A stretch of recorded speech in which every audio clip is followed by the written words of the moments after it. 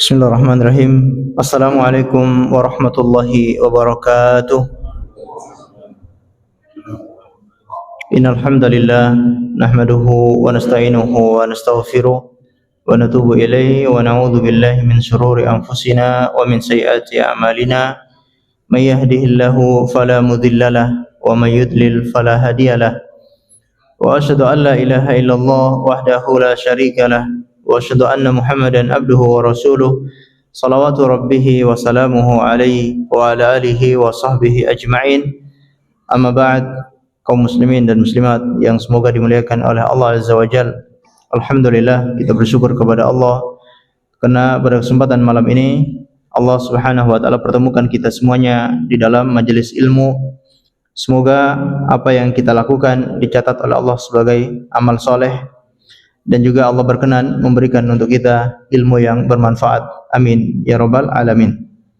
Salawat dan taslim semoga tetap tercurahkan kepada baginda Rasulullah sallallahu alaihi wasallam dan juga kepada seluruh keluarganya, para sahabatnya dan umatnya yang setia mengikuti tuntunannya sampai hari kiamat.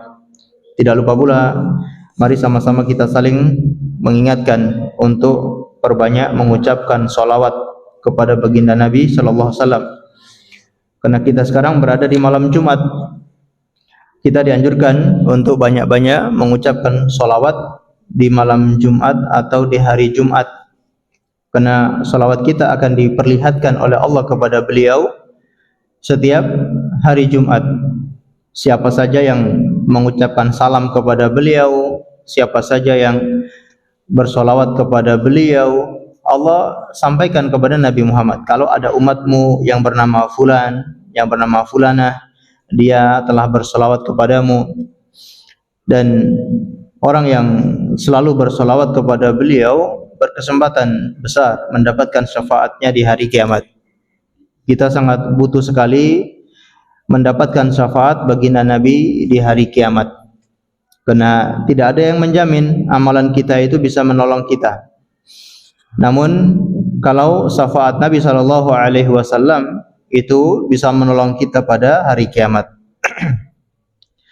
Baik, biasanya di hari Kamis ini kita membahas kitab Al-Kabair, dosa-dosa besar yang ditulis oleh Imam Az-Zahabi. Dan alhamdulillah kita sudah merampungkan kitab tersebut, dan seterusnya atau selanjutnya kita akan mengkaji kitab Tauhid, kitab Usul Salasah yang ditulis oleh Syekh Abdul Wahhab, ya, Syekh Muhammad bin Abdul Wahhab At-Tamimi rahimahullahu taala. Yang mana buku ini kita bahas di hari Ahad, pekan keempat ba'da subuh, namun kita pindah di hari Kamis ba'da maghrib. Baik. Kita masuk pada 3 landasan utama yang mana ini sangat dibutuhkan oleh setiap muslim agar dia bisa selamat nanti di kuburan. Kata beliau, fa idza qila lak mal usulus tsalatsa allati yajibu 'alal insani ma'rifatuha. Apabila engkau ditanya, apa itu 3 landasan yang wajib bagi setiap insan untuk mengetahuinya, faqul, maka jawablah, ma'rifatul abdi rabbahu wa dinahu wa nabiyahu Muhammadan sallallahu alaihi wasallam, yaitu seorang hamba mengenal Tuhannya dan seorang hamba mengenal agamanya, dan juga seorang hamba mengenal nabinya Muhammad sallallahu alaihi wasallam. Inilah 3 landasan utama yang akan ditanya oleh malaikat di dalam kubur. Dan itu penentu. Kalau seseorang bisa menjawab 3 pertanyaan ini, insya Allah selamat.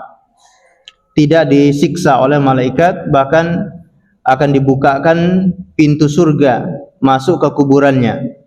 Hawa sejuk dari kuburan, hawa sejuk dari surga masuk ke dalam kuburannya, dan dia sudah melihat tempat kembalinya di surga. Dia mendapatkan kenikmatan-kenikmatan di alam kubur kalau berhasil menjawab 3 pertanyaan ini. Tapi kalau tidak bisa menjawab 3 pertanyaan ini, maka dia tidak akan selamat. Dia akan disiksa, dibukakan pintu neraka, hawa panas masuk ke kuburannya, bahkan mungkin kuburannya akan disempitkan oleh Allah sehingga masuk satu sama lain tulang belulangnya, dan dia diperlihatkan tempat kembalinya di neraka. Dan ini adalah kesedihan, ini adalah siksaan yang sangat berat. Dan tentunya perjalanan selanjutnya jauh lebih sulit kalau seandainya di kuburan dia sudah tidak selamat. Mungkin kita pernah mendengar sahabat Utsman ibn Affan radhiyallahu anhu, kalau beliau di kuburan selalu menangis. Ternyata beliau teringat akan hadis Nabi sallallahu alaihi wasallam. Apa hadis itu yang membuat Utsman ibn Affan itu tiap kali di kuburan beliau menangis? Yaitu innal qabra awwalu manazilul akhirah. Sesungguhnya kuburan adalah pintu pertama seseorang memasuki alam akhirat.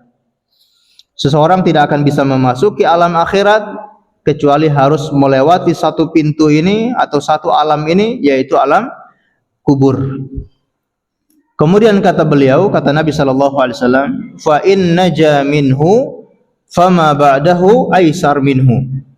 Seandainya di kuburan ini, di pintu pertama ini dia sudah selamat, dia sudah mendapatkan kenikmatan, dia sudah sukses, maka perjalanan selanjutnya akan jauh lebih mudah, kenikmatannya jauh lebih besar. Kalau di kuburan itu dia sudah selamat, maka nanti di padang mahsyar, nanti ketika dihisab, insya Allah semuanya akan mudah dan dia akan selamat seterusnya dan dipermudahkan oleh Allah. Tapi kalau sebaliknya, kata Nabi sallallahu alaihi wasallam, fa in lam yanju minhu fama ba'dahu asyad minhu.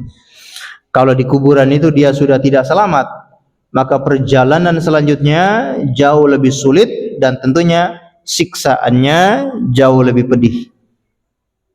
Karena di kuburan saja dia sudah tidak selamat, maka nanti dibangkitkan juga tidak selamat, nanti di yaumul hisab juga tidak selamat, bahkan dia berakhir di neraka, naudzubillahi min dzalik. Oleh karena itu, yang menentukan selamat atau tidaknya adalah 3 pertanyaan ini. Kalau dia berhasil menjawab akan selamat, tapi kalau dia gagal menjawab pertanyaan ini, maka dia tidak selamat. Dan untuk bisa menjawab 3 pertanyaan ini dibutuhkan seseorang menjalankan konsekuensinya. Jadi bukan hanya dihafalkan kemudian beranggapan nanti dia sanggup menjawab pertanyaan malaikat. Belum tentu. Ada orang-orang yang sudah hafal tapi begitu ditanya oleh malaikat tidak sanggup menjawab. Siapa itu? Yang pertama, orang-orang kafir. Orang-orang kafir kalau ditanya di dunia ini kira-kira hafal atau tidak? Hafal. Siapa Tuhannya orang Islam? Oh, mereka akan berkata, oh Tuhannya orang Islam ya Allah. Allah atau Allah? Ya, menurut versinya mereka ya Allah, ya, itu Tuhannya orang Islam. Siapa nabinya orang Islam? Ya, Nabi Muhammad. Mereka bisa jawab. Apa agamanya orang Islam? Agamanya orang Islam apa? Ya Islam. Nah, itu. Tapi kalau di alam kubur tidak bisa menjawab, walaupun di dunia dia bisa menjawab. Orang-orang munafik, apalagi orang-orang munafik, kelihatannya sudah Islam, penampilannya sudah kaum muslimin, kelihatan sekali, tapi ternyata hatinya masih kafir. Ketika masuk ke kuburan tidak sanggup menjawab, walaupun ketika di dunia dia mengaku, bahkan dia bersaksi, asyhadu alla ilaha illallah wa asyhadu anna Muhammadar Rasulullah. Dia masuk Islam, dia sholat bersama orang Islam, puasa bersama orang Islam, dia kelihatan lahirianya menjalankan syariat-syariat Islam, tapi ternyata hatinya masih kafir. Walaupun seperti itu, kelihatannya dia menjalankan syariat Islam, kelihatannya dia bersaksi tidak ada yang berhak disembah kecuali Allah, Nabi Muhammad adalah utusan Allah. Ketika ditanya siapa Tuhanmu, apa agamamu, siapa nabimu, dia bisa menjawab itu, namun di kuburan tidak bisa menjawab. Termasuk orang-orang Islam, orang-orang beriman, tapi mereka yang banyak perbuatan dosanya.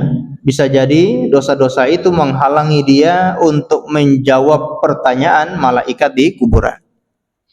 Jadi yang menentukan bisa atau tidaknya menjawab adalah amalan, keimanan yang bisa menentukan, bukan apa yang kita hafal sekarang ini. Oleh karena itu, yang paling utama adalah melaksanakan konsekuensi dari 3 landasan utama ini. Konsekuensi dari mengenal Allah itu apa? Konsekuensi dari mengenal agama itu apa? Konsekuensi dari mengenal Nabi Muhammad itu apa?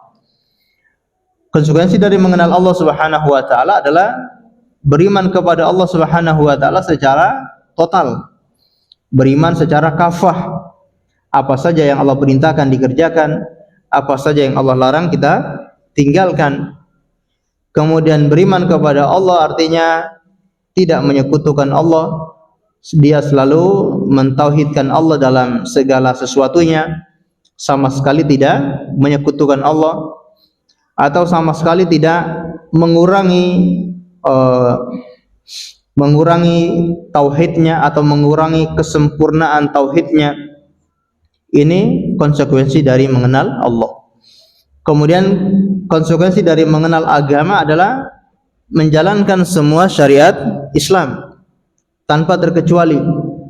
Dia sukarela, dia ridho menjalankan agama Islam, tidak ada rasa keterpaksaan sedikit pun dalam hatinya. Dia menerima agama ini dan menerima aturan-aturan agama ini dengan lapang dada. Lalu dia mengerjakan semampunya. Kemudian konsekuensi dari mengenal Nabi Muhammad sallallahu alaihi wasallam adalah mentaati beliau, mempercayai semua berita-berita dari beliau. Walaupun mungkin berita-berita itu tidak masuk akal. Berita-berita tentang perkara-perkara gaib yang mungkin belum terjadi saat ini. Tapi kalau hal itu sudah disampaikan oleh Rasulullah, kita wajib percaya. Misalkan Rasulullah memberikan berita nanti matahari akan terbit dari arah terbenamnya, dari arah barat kalau kita di wilayah Indonesia. Kita harus percaya walaupun sekarang ini belum terbukti matahari belum terbit dari arah barat atau arah terbenamnya, tapi kalau itu adalah yang disampaikan oleh Rasulullah, kita wajib percaya. Dan masih banyak lagi hal-hal gaib, termasuk tentang alam kubur, tentang hari dibangkitkannya manusia, tentang yaumul hisab, tentang surga dan neraka. Semua itu juga disampaikan oleh Nabi sallallahu alaihi wasallam. Walaupun kita belum melihatnya, kita sudah wajib percaya.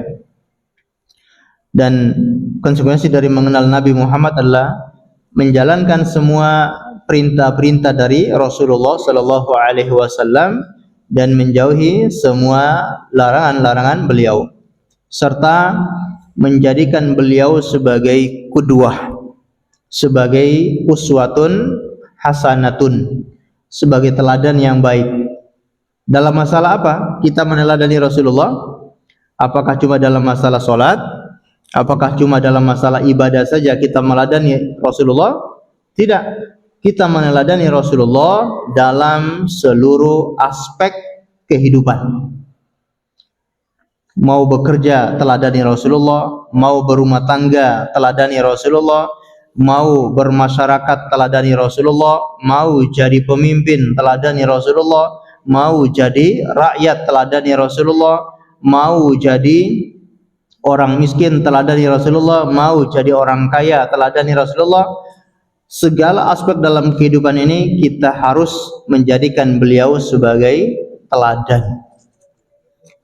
Karena semakin bergantinya zaman, kaum muslimin semakin berpindah teladannya bukan kepada Rasulullah, tapi teladan kepada orang-orang kafir yang dimurkai oleh Allah Azza wa Jalla. Mereka jadikan orang-orang kafir sebagai teladan. cara pakaiannya seperti orang kafir, cara potong rambutnya seperti orang-orang kafir, cara hidupnya, gaya hidupnya seperti orang kafir.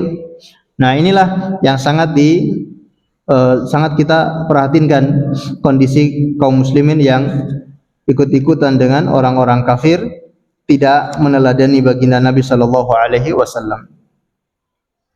Dan itu terbukti misalkan di perayaan-perayaan agama lain, ya, sebagian umat Islam itu ikut-ikutan merayakan perayaan-perayaan agama lain, padahal itu semua dilarang oleh Nabi sallallahu alaihi wasallam. Nabi SAW tidak pernah ikut merayakan perayaan seperti itu. Kalau kita meneladani Rasulullah, jangan ikut-ikutan merayakan perayaan agama lain. Rasulullah di zaman beliau itu sudah ada perayaan atau belum? Sudah ada. Ketika beliau hijrah ke Madinah, orang-orang yang di Madinah itu mereka sedang punya 2 hari raya, yang mana mereka bermain-main di 2 hari raya itu. Hari raya itu mereka adopsi dari Romawi. Karena di Madinah belum ada hari raya, tapi mereka mengadopsi hari raya itu dari ajaran orang-orang Romawi. Melihat itu, Rasulullah SAW menegur sahabat, jangan ikut-ikutan merayakan perayaan seperti itu, walaupun hanya sudah menjadi tradisi. Mereka sahabat itu ikut merayakan perayaan itu tidak ada niatan keyakinan sama sekali, murni tradisi. Karena tradisinya mereka merayakan itu, akhirnya ikut-ikutan merayakan. Tidak ada sangkut pautnya dengan keyakinan atau dengan ritual-ritual keagamaan, sama sekali tidak ada. Murni budaya, murni hanya karena kebiasaan. Itu pun dilarang oleh Nabi sallallahu alaihi wasallam. Dan beliau mengatakan, Allah Subhanahu wa taala telah menggantikan untuk kalian 2 hari raya yang lebih baik, yaitu Idul Fitri dan Idul Adha. Ini dilarang oleh Nabi sallallahu alaihi wasallam. Kenapa dilarang? Karena walaupun kelihatannya murni budaya, tapi namanya perayaan, itu pasti ada filosofinya. Namanya perayaan selalu ada filosofinya, ada asal-usulnya. Asal-usul perayaan itu apa? Biasanya selalu berkaitan dengan keyakinan, berkaitan dengan penyembahan kepada berhala, berkaitan dengan memuja Tuhan-Tuhan selain Allah Subhanahu wa taala. Karena seperti itulah perayaan-perayaan yang kita saksikan. Walaupun ketika dilaksanakan seakan-akan itu murni budaya. Ya, murni budaya. Ya, kalau malam tahun baru mengadakan makan-makan bersama satu RT, satu RW, satu perumahan, makan-makan bersama. Itu kira-kira ada ritual ibadahnya, ada keyakinan agamanya, atau ini murni budaya? Murni budaya, ya, tidak ada yang meyakini itu ritual, tapi karena namanya merayakan sesuatu budaya tertentu, ada filosofinya, ada asal-usulnya yang berkaitan dengan keyakinan. Karena tahun baru ini adalah punya sejarah, orang-orang dahulu, orang-orang Yunani mempersembahkan tahun tersebut untuk memperingati dewa Janus, memperingati dewanya mereka, dewa Janus yang memiliki 2 wajah, wajah ke depan dan wajah ke belakang. Pergantian tahun ini untuk menandakan untuk masa yang akan datang dan juga untuk masa yang telah lalu. Nah, mereka rayakan itu di awal Januari, yaitu yang dikenal dengan tahun baru. Nah, ini ada filosofi seperti itu, maka dilarang oleh Nabi sallallahu alaihi wasallam. Baik, apalagi murni itu perayaan agama, ada betul-betul ritual keagamaan, maka tentu larangannya lebih keras. Dan ikut merayakan seperti itu hukumnya dosa besar. Ikut merayakan tahun baru hukumnya dosa besar. Walaupun tidak sampai kepada kekafiran, tapi itu sudah dosa besar. Ya, seorang muslim dia menjadikan Rasulullah sebagai qudwah, sebagai teladan, tidak perlu ikut merayakan tahun baru. Dan memang di kebanyakan kaum muslimin ya menganggap itu hal sepele, ya, ikut-ikutan merayakan, ikut-ikutan menyalakan kembang api gitu ya. Padahal menyalakan kembang api sendiri juga ada filosofinya, penyembahan kepada api. Jadi ada sebagian agama yang menyembah api. Siapa itu? Agamanya apa? Majusi, menyembah api, ya. Menyalakan kembang api itu untuk penyembahan kepada api itu. Nah, ini orang Islam ikut-ikutan menyalakan kembang api. Baik, kita wajib berdakwah, kita ingatkan kaum muslimin agar selalu berpegang teguh dengan ajaran Rasulullah, tidak usah ikut-ikutan dengan ajaran orang-orang kafir. Baik. Kemudian Syekh Muhammad bin Abdul Wahhab rahimahullahu taala mulai membahas landasan yang pertama adalah mengenal Allah. Fa idza qila lak man rabbuka faqul rabbiyallahu alladzi rabbani wa rabba jami'al alamin bi ni'amihi wa huwa ma'budi laisa li ma'budun siwahu. Wa dalilu qauluhu ta'ala alhamdulillahi rabbil alamin. Apabila engkau ditanya siapa Tuhanmu, maka jawablah Rabbi Allah, Tuhanku adalah Allah.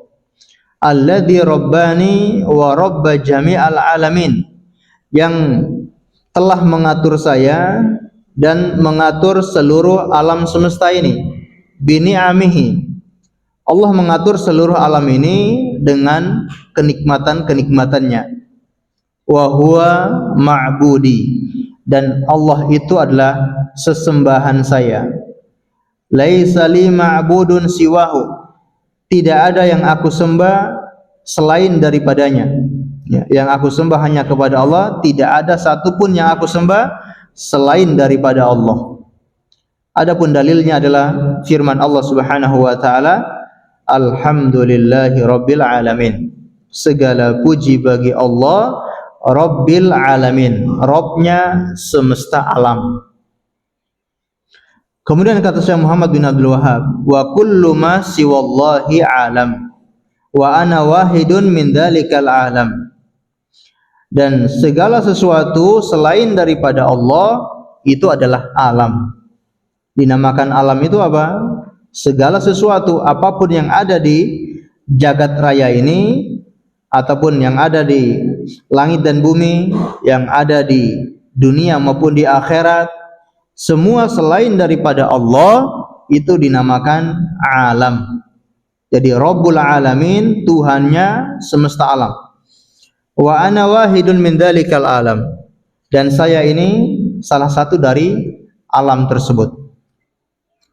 Baik, ini adalah landasan yang pertama apabila kita ditanya siapa Tuhanmu, dan ini kita ajarkan kepada anak-anak kita yang masih kecil. Misalkan kita ajari siapa Tuhanmu, maka jawablah Tuhanku adalah Allah yang telah mengatur saya, yang telah mengatur seluruh alam semesta ini, dan Allah itu adalah sesembahan saya, tidak ada yang berhak disembah kecuali Allah.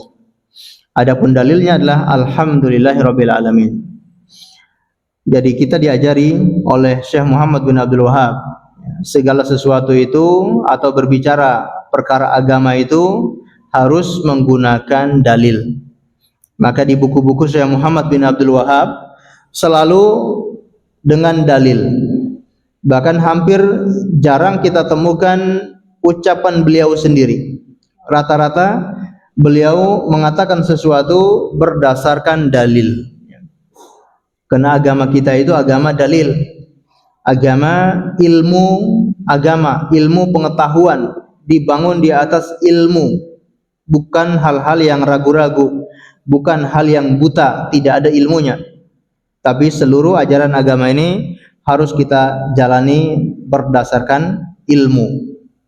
Dan ini fungsi kita belajar agar semakin terang, semakin kita punya ilmu dan semakin terangkat kejahilan dari diri kita. Dalilnya adalah alhamdulillahirabbil alamin, ya. Ini ayat yang sering kita baca di dalam surat Al-Fatihah, namun maknanya sangat luas dan menjadi dalil bahwasanya Allah Subhanahu wa taala adalah Rabbnya alam semesta. Baik, untuk mengenal Allah Subhanahu wa taala maka kita harus mengenal dari 3 sisi. Kalau salah satunya tidak ada, maka belum dikatakan orang itu mengenal Allah. Sisi yang pertama adalah dari sisi rububiyahnya. Sisi yang kedua dari sisi uluhiyahnya. Dan sisi yang ketiga dari sisi sifat-sifatnya ataupun nama-namanya. Mengenal 3 sisi ini barulah orang itu dikatakan dia telah mengenal Allah Subhanahu wa taala. Yang pertama dari sisi apa tadi? Rububiyah, yaitu perbuatan-perbuatan Allah sebagai Rabb. Kita mengenal Allah adalah satu-satunya yang mengatur alam ini. Hanya Allah yang mengatur alam ini, hanya Allah yang menciptakan alam ini, hanya Allah yang memiliki dan menguasai alam ini. Sehingga makna Rabb itu sekurang-kurangnya mengandung 4 artinya, 4 arti atau pengertian. Yang pertama adalah pencipta, yang kedua adalah pengatur, yang ketiga pemilik, dan yang keempat adalah penguasa. Jadi alhamdulillahirabbil alamin, Rabb alam semesta adalah yang menciptakan alam semesta ini. Dari segala sesuatu yang menciptakan ini adalah siapa? Allah Subhanahu wa taala. Termasuk makhluk-makhluk yang besar sekalipun, ya. Kalau untuk manusia ini makhluk yang termasuk makhluk-makhluk yang paling kecil. Kecil kemampuannya, kecil fisiknya, kecil tenaga dan kekuatannya. Ini diantara yang paling kecil adalah manusia. Ada makhluk-makhluk Allah yang lebih besar, jutaan kali lebih besar. Contohnya seperti apa? Yang paling besar adalah arsy, makhluk yang paling besar. Arsy-nya Allah Subhanahu wa taala. Arsy ini dibandingkan, ya, dengan kursi. Jadi ada kursi, ada arsy. Dibandingkan dengan kursi itu bagaikan cincin ataupun logam atau uang logam yang dilemparkan di falatin, di padang pasir. Padang pasir itu adalah arsy-nya, sedangkan cincin itu adalah kursinya Allah Subhanahu wa taala. Bayangkan betapa besarnya arsy itu dibandingkan dengan kursinya saja, itu cincin bagaikan atau cincin yang dilemparkan di padang pasir. Kemudian kursi ini dibandingkan dengan bumi yang kita huni ini, cincin ini dibandingkan dengan bumi yang kita huni ini bagaikan cincin yang dilempar di padang pasir. Kursi besarnya seperti padang pasir dan bumi yang kita huni ini hanya seperti satu buah cincin. Bumi, langit dan bumi yang begitu besar ini ternyata hanya bagaikan cincin saja. Apalagi dengan yang ada di dalam bumi itu termasuk manusia. Ini makhluk yang paling kecil. Langit, Allah Subhanahu wa taala ciptakan langit dengan sangat besar, yang bisa menopang seluruh benda-benda yang ada di galaksi. Apa aja ya benda-benda yang ada di galaksi ini? Ya, ada bulan, ada matahari, ada bintang-bintang. Dan matahari juga tidak cuma satu matahari. Ya, ternyata ada banyak matahari. Iya, Pak ya? Matahari yang kita kenal ini yaitu hanya satu dari sekian banyak matahari. Ternyata di galaksi sana masih banyak matahari yang tidak kita lihat. Begitupun bintang-bintang, ya. Masih banyak bintang-bintang selain daripada yang kita lihat ini. Planet-planet, ya. Dan apa saja yang ada di galaksi itu semuanya menopang atau semuanya bergantung di langit. Gimana kuatnya langit itu? Bisa jadikan untuk bisa menopang matahari, bisa menopang bulan. Matahari itu besar atau tidak? Ya, matahari sangat besar, ya. Diameternya berapa?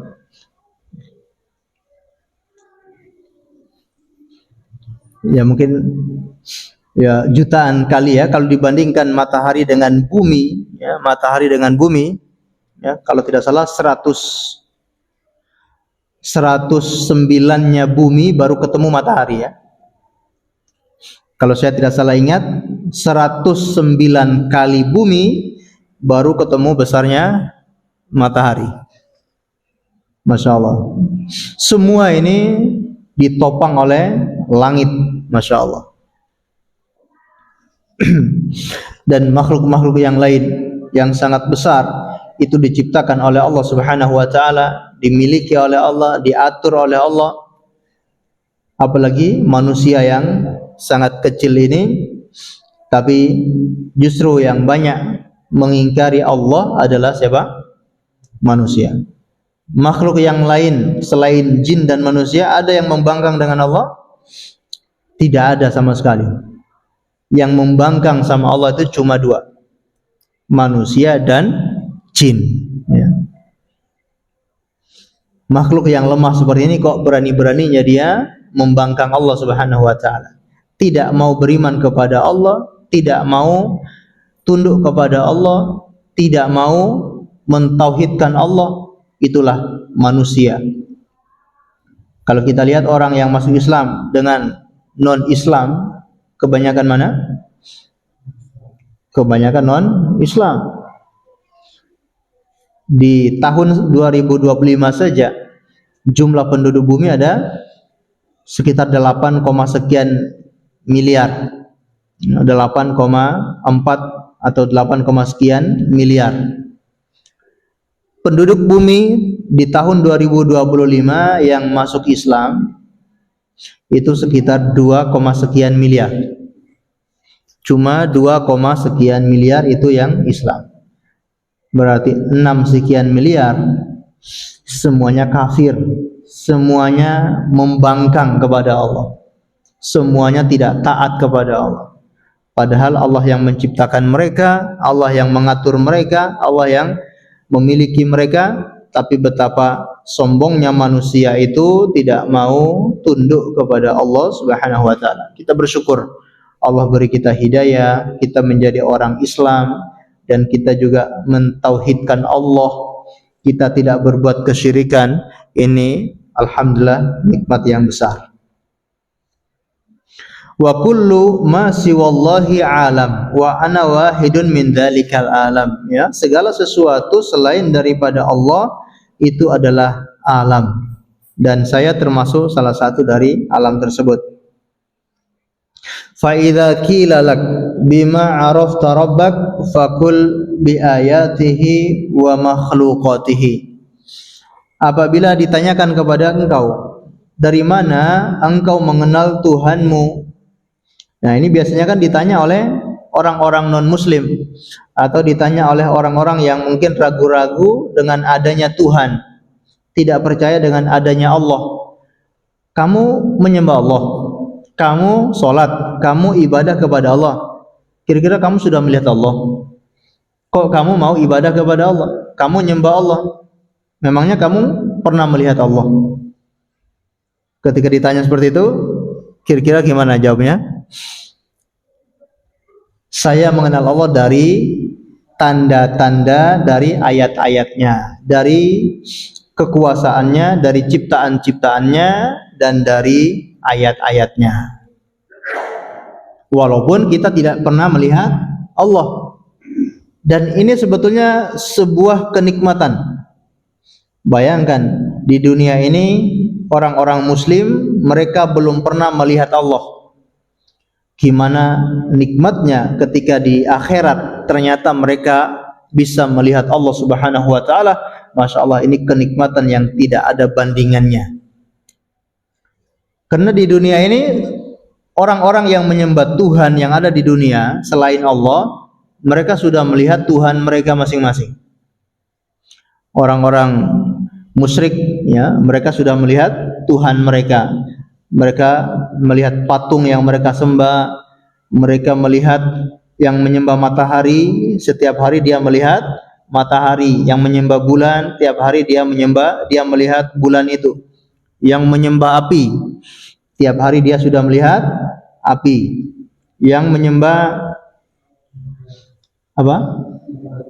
Air laut, menyembah laut, tiap hari lihat laut. Yang menyembah manusia, nyembah raja ini, nyembah raja itu, tiap hari dia sudah melihatnya. Yang belum melihat Tuhannya hanya orang Islam. Ya. Dan itu nanti orang-orang Islam akan melihat Tuhannya di hari kiamat. Dan itu adalah sebuah kenikmatan yang paling besar, mengalahkan kenikmatan-kenikmatan yang lain. Yaitu ketika orang-orang sudah masuk ke dalam surga, kemudian mereka dikasih kenikmatan di dalam surga, dan Allah Subhanahu wa taala menamakan kenikmatan-kenikmatan surga itu hanya sebagai jamuan. Allah menamakan nikmat surga itu hanya sebagai jamuan. Namanya jamuan ya. Ketika ada orang yang bertamu ke rumah kita, kemudian kita menjamu. Nah, jamu itu biasanya makanan inti atau hanya makanan muqaddimah. Tahu makanan muqaddimah ya? Makanan pembukaan ya. Nah, makanan pembuka itu namanya apa? Jamuan ya. Nanti kalau sudah agak lama baru mungkin ada makanan intinya ya, makanan yang berat, tapi yang pertama kali biasanya disuguhi jamuan dulu. Nah, nikmat surga itu Allah Subhanahu wa taala sebutkan sebagai nuzulan. Nikmatnya hanya nuzulan, hanya jamuan saja. Padahal kan nikmat surga itu sudah intinya. Ya, Pak ya? Gimana enggak intinya? Ya, semuanya sudah kita dapatkan di dalam surga. Tapi tetap itu dinamakan dengan jamuan oleh Allah Subhanahu wa taala karena ada satu nikmat yang paling inti, yaitu melihat wajah Allah. Itulah nikmat yang paling inti di dalam surga, melihat wajah Tuhan yang selama ini kita sembah, yaitu Rabbul Alamin, Allah Subhanahu wa taala. Betapa bahagianya orang yang bisa melihat Allah. Semoga kita semua bisa melihat wajah Allah Subhanahu wa taala. Amin ya rabbal alamin. Ketika engkau ditanya dari mana engkau melihat Tuhan, dari mana engkau mengenal Tuhanmu, maka dengan ayat-ayatnya dan juga dengan ciptaan-ciptaannya. Ayat-ayat Allah itu ada dua macam, baik ayat-ayat Qur'aniyah maupun ayat-ayat kauniyah. Ayat-ayat Qur'aniyah atau sering disebut juga dengan ayat-ayat syar'iyyah, yaitu ayat-ayat yang ada di dalam Al-Qur'an maupun ayat-ayat yang dibacakan oleh Rasulullah dalam hadis-hadis beliau. Ini disebut dengan ayat syar'iyyah. Nah, dari ayat-ayat syar'iyyah ini kita percaya adanya Allah Subhanahu wa taala. Dalam Al-Qur'an banyak sekali Allah memperkenalkan dirinya.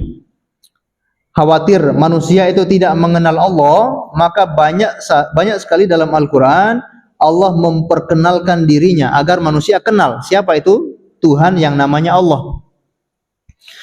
Ya, surat yang sering kita baca juga seperti Qul huwallahu ahad, Allahus samad, lam yalid wa lam yulad wa lam yakul lahu kufuwan ahad. Katakan dialah Allah yang Maha Esa. Allah sedang memperkenalkan dirinya. Siapa itu Allah? Allah lah, dialah yang Maha Esa. Allahus samad, Allah itu as-samad, yaitu yang menjadi tempat bergantungnya seluruh makhluk. Kenapa menjadi tempat bergantungnya seluruh makhluk? Karena sempurna dari segala sisinya. Karena Allah itu sempurna, maka menjadi tempat bergantungnya seluruh makhluk. Kalau manusia, makhluk selain Allah tidak sempurna. Kalau makhluk itu tidak sempurna, tidak layak dijadikan tempat untuk bersandar, tempat untuk bergantung. Kalau kita mau bergantung kepada As-Samad, yaitu siapa? Allah Subhanahu wa taala. Kemudian Allah perkenalkan dirinya lam yalid wa lam yulad. Allah tidak beranak dan tidak pula diperanakkan. Wa lam yakul lahu kufuwan ahad. Kesimpulannya, Allah tidak ada yang setara dengannya sesuatu apapun. Ini Allah perkenalkan dirinya. Atau dalam surat Al-Fatihah, Alhamdulillahirabbil alamin, segala puji bagi Allah, Rabb semesta alam. Allah perkenalkan namanya, yaitu Ar-Rahman, Ar-Rahim. Allah itu Maha Penyayang, Allah itu Maha Pengasih. Maliki Yaumiddin, Allah itu sebagai raja di hari pembalasan. Kemudian ayat yang lain, ayat kursi yang mungkin sering kita baca dan kita hafal juga. Allahu la ilaha illa huwal hayyul qayyum, la ta'khudhuhu sinatu wa la naum, lahu ma fis samawati wa ma fil ard, man dalladzi yashfa'u indahu illa bi idnih.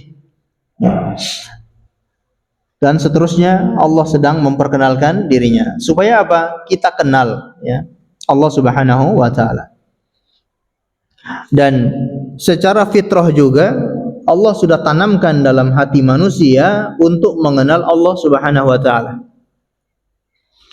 Kalau ada manusia yang lahir ke dunia kemudian dibiarkan dia tidak terkontaminasi dengan sekelilingnya sama sekali, maka dia pun akan tumbuh dalam keadaan fitrah. Dia akan menyembah Allah Subhanahu wa taala, tidak berbuat kesyirikan karena sudah ditanamkan fitrah oleh Allah Subhanahu wa taala. Kata Nabi sallallahu alaihi wasallam, kullu mauludin yuladu 'alal fitrah. Setiap anak yang lahir itu terlahir dalam kondisi fitrah. Fa abawahu yuhawidanihi au yumajjisanihi au yunassiranihi. Namun orang tuanya lah yang membuat dia menjadi Yahudi, yang membuat dia menjadi Nasrani, membuat dia menjadi Majusi. Namun kalau orang tuanya tidak mengajaknya untuk beragama yang dianut oleh orang tuanya, maka anak ini tumbuh dalam kondisi fitrah, yaitu mentauhidkan Allah Subhanahu wa taala.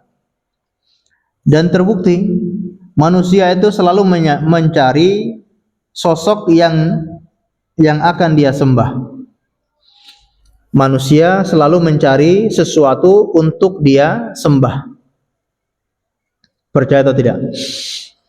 Manusia itu selalu mencari, yang penting ada yang dia sembah. Karena memang fitrahnya pengen nyembah sesuatu. Ketika dia tidak mendapati sesembahan yang benar, dia akan menyembah apa saja.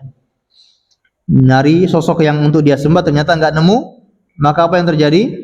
Brutal, ngawur. Nyembahnya menjadi nyembah yang ngawur.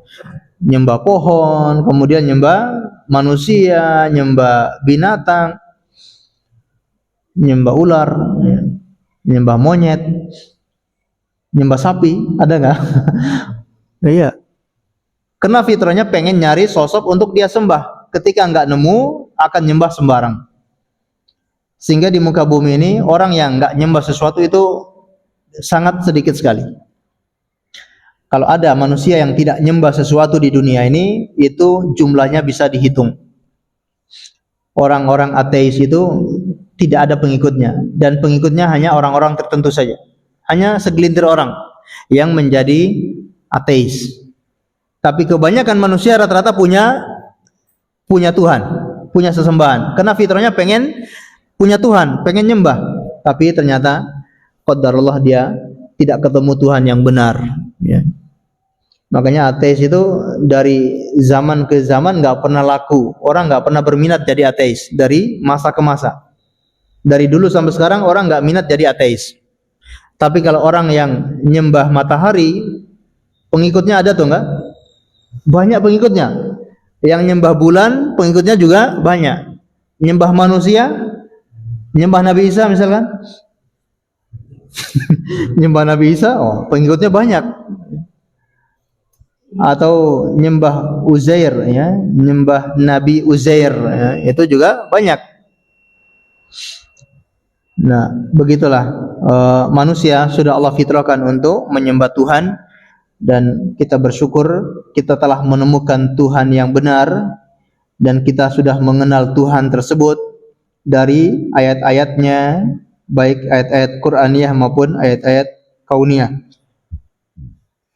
Adapun ayat-ayat kauniyah adalah tanda-tanda kebesaran Allah seperti ciptaan-ciptaan Allah. Semua yang ada di alam ini menunjukkan Allah itu betul-betul ada, betul-betul mengatur alam ini dengan sangat rapi. Pergantian siang dan malam, ya, pergantian siang dan malam. Tiba-tiba gelap, kemudian tiba-tiba ada cahaya terang. Pasti ada yang mengatur sehingga bisa jadi gelap, bisa jadi terang. Jenengan menandakan orang itu ada di rumah atau enggak dari mananya? Dari lampu luar, lampu garasi itu. Kalau lampunya mati terus, oh ini enggak ada orangnya. Kalau lampunya nyala terus, oh ini orangnya lagi keluar, lagi lungo. Tahu nan dari lampu. Kalau siang lampunya mati, malam lampunya nyala, kita tahu di situ ada orangnya, ada yang ngatur gitu loh. Kecuali mungkin sekarang ada otomatis ya. Itu pun ada yang menciptakan alat otomatis itu, nggak mungkin lampu ciptakan alat otomatis sendiri gitu. Pasti ada yang ngatur, nggak mungkin tiba-tiba siang tiba-tiba malam tanpa ada yang mengatur. Nah ini semua menunjukkan adanya Allah Subhanahu wa taala yang mengaturnya. Allahu a'lam bishawab. Kita dengarkan azan terlebih dahulu, kemudian kita lanjutkan sedikit insyaallah.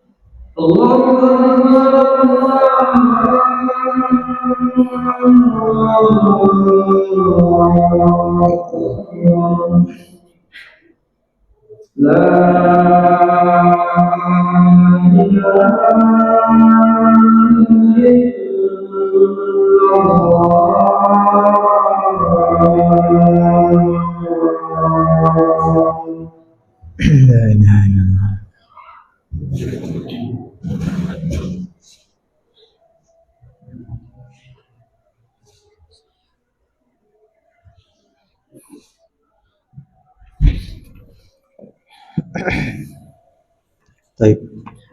Kaum muslimin dan muslimat yang semoga dimuliakan oleh Allah Azza wa Jalla. Kita lanjutkan dalil yang dibawakan oleh Syekh Muhammad bin Abdul Wahhab. Kata beliau, wa min ayatihi al-lailu wan naharu wasyamsu wal qamar.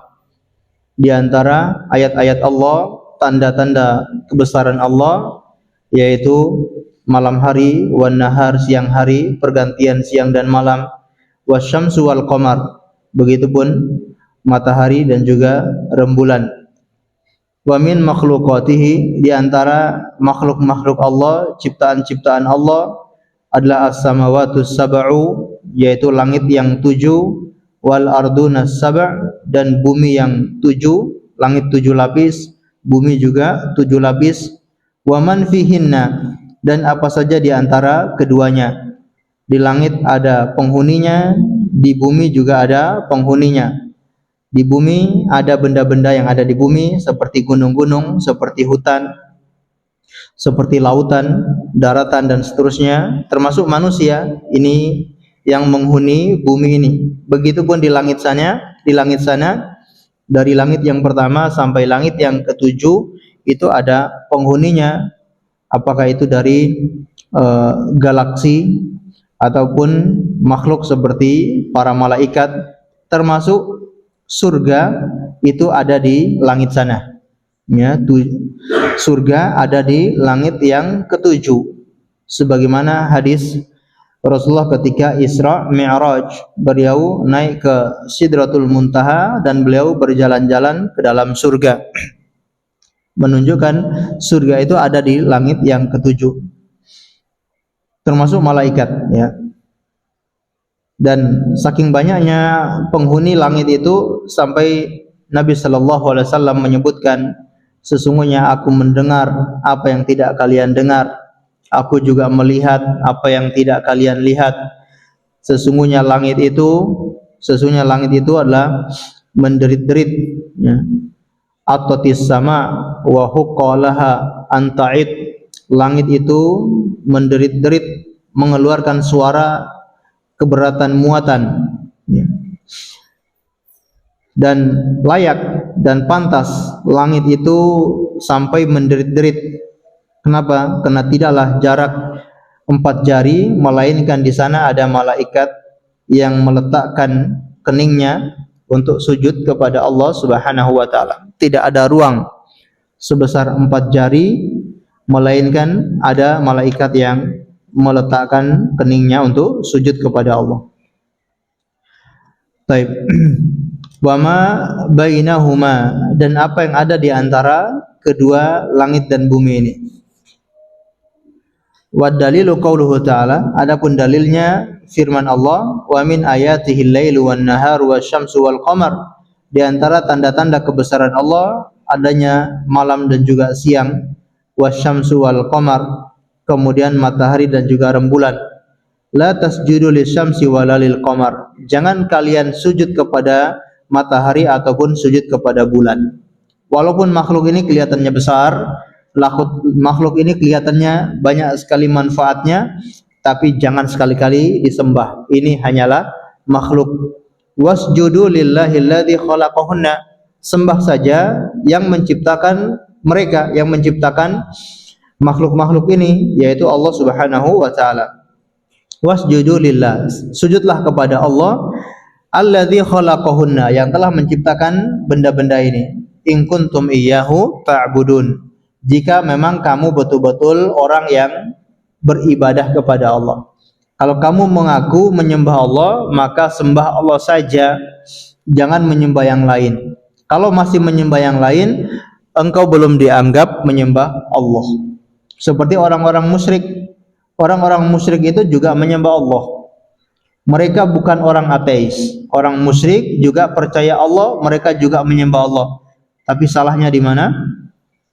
Di samping mereka menyembah Allah, ternyata juga menyembah kepada selain Allah. Kalau berdoa juga masih berdoa kepada selain Allah. Nah, mereka ini tidak dianggap menyembah Allah. Kenapa? Karena musyrik, menyembah selain Allah. Wa qauluhu, dalil yang lain firman Allah Subhanahu wa taala, inna rabbakumullahu alladzi khalaqas samawati wal arda fi sittati ayamin thumma istawa 'alal arsy yughsil laila an-nahar yatlubuhu hafitha wasyamsa wal qamara wan nujuma musakhkharatin bi amri ala lahul khalq wal amr tabarakallahu rabbul alamin. Sesungguhnya Tuhan kalian adalah Allah yang telah menciptakan langit-langit dan juga bumi fi sittati ayyam, dalam 6 masa. Tsumma stawa 'alal arsy. Kemudian Allah itu beristiwa di atas arsy. Yughsil lailan nahar. Allah mempergantikan antara malam dan siang. Yatlubuhu hafitha, yang mengikuti secara cepat. Wasyamsa wal qamara wan nujuma. Allah juga yang telah menciptakan langit dan matahari.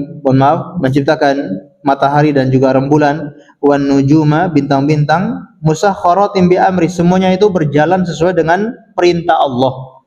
Semua benda-benda ini berjalan sesuai perintah Allah. Kalau Allah perintahkan terbit dari arah timur, matahari ini ya terbit dari arah timur. Tapi nanti kalau Allah perintahkan terbitnya dari arah barat, nurut atau tidak? Matahari nurut, terbit dari arah barat, yang menandakan hari kiamat. Ala lahul khalqu wal amr. Ketahuilah Allah lah yang punya ciptaan, Allah yang menciptakan, Allah yang punya perintah. Tabarakallahu rabbul alamin, ya, maha berkah Allah rabbul alamin, Tuhan sekalian alam. Baik, ini semua menunjukkan adanya Allah Subhanahu wa taala.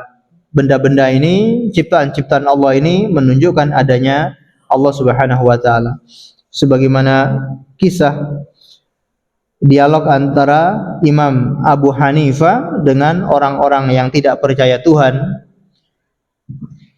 Maka Imam Abu Hanifah datang kepada mereka lalu berkata, mohon maaf saya terlambat datangnya, karena tadi saya datang ke pinggiran sungai untuk menyeberang ke tempat ini, saya tidak menemukan ada kapal. Namun tiba-tiba ada pohon yang tumbang, kemudian pohon itu memotong dirinya sendiri dan merakit, ya, potong menjadi papan dan juga balok. Kemudian pohon ini merakit dirinya menjadi kapal dan dia berjalan ke saya, lalu menaikkan saya ke kapal ini, lalu mengantarkan saya ke tempat ini. Kata orang-orang ateis, mustahil. Gimana mungkin pohon itu tumbang, kemudian memotong dirinya sendiri dan merakit dirinya menjadi kapal, lalu datang ke dermaga, mengantarkan ke dermaga yang lain? Itu mustahil. Kata Imam Abu Hanifah, gimana kalian tidak percaya Tuhan, sedangkan di alam ini berjalan begitu rapinya, kok kalian tidak percaya Tuhan? Mereka semua langsung terdiam dan tidak bisa membantah ucapan Imam Abu Hanifah. Allahu a'lam bishawab. Barangkali cukup sekian yang dapat kami sampaikan pada kesempatan yang baik ini. Semoga bermanfaat untuk kita semuanya. Kita akhiri dengan membaca doa kafaratul majlis. Subhanakallahumma wa bihamdika asyhadu an la ilaha illa anta astaghfiruka wa atubu ilaik. Wa sallallahu ala nabiyyina Muhammad wa ala alihi wa sahbihi wasallam. Terima kasih atas segala perhatiannya. Mohon maaf atas segala kekurangannya. Assalamualaikum warahmatullahi wabarakatuh.